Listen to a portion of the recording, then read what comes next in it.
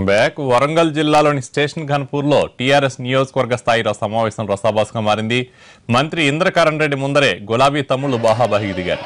Doctor రాజే deputy CM పదవి పోవడానికి కడియం కారణమంటూ ఆయన వర్గీయులు వాగ్వాదానికి దిగారు.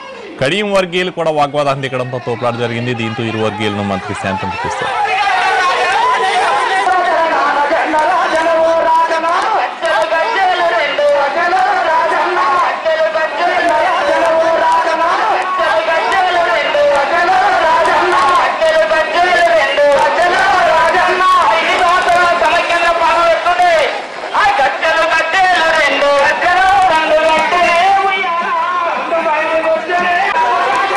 గులాబీ తమ్ముళ్ల బాహాబాగికి సంబంధించి పూర్తి వివరాలు మా ప్రతినిధి వెంకట్ అందిస్తారు. వెంకట్, కడియం రాజే వర్గీయుల మధ్య ఘర్షణకు కారణం ఏంటి?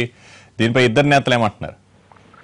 కళ్యాణ్, ఇవాళ వరంగల్ ఉప ఎన్నికల్లో భాగంగా తెలంగాణ రాష్ట్ర సమితి వరంగల్ ఉప ఎన్నిక జరిగే వరంగల్ పార్లమెంటరీ పరిధిలో 6 అసెంబ్లీ సెగ్మెంట్ లో సభలు సమావేశాలు నిర్వహించింది.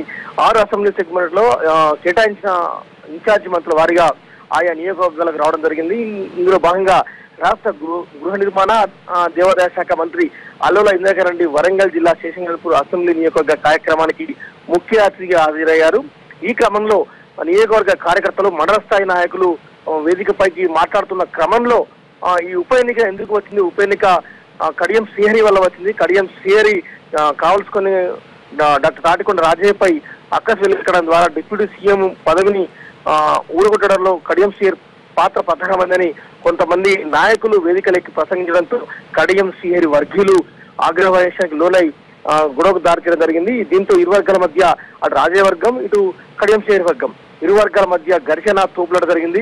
ఈలోగా పోలీసులు రంగప్రవేశం చేసినా కూడా గొడవ సర్దుమనలేదు. చివరకు డాక్టర్ రాజే కలగజేసుకుని నియోజకవర్గ నాయకులను కార్యకర్తలను సంప్రదించారు. ఆ తర్వాత మళ్ళీ మంత్రి అల్లోల ఇంద్రకరణ్ రెడ్డి ఇంటర్ఫేర్ అయి అందరినీ సంప్రదించే ప్రయత్నం చేశారు. ఇది గొడవ పడే సమయం కాదు.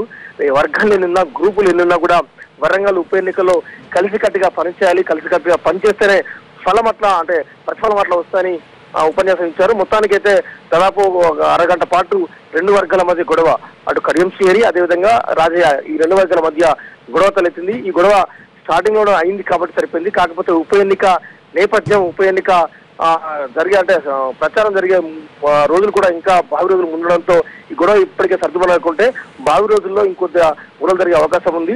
దీంతో పార్టీ అధిష్టానానికి కూడా, పార్టీ హైకమాండ్ కూడా అల్లోల ఇంద్రకరణ్ రెడ్డి విషయం చెప్పారు.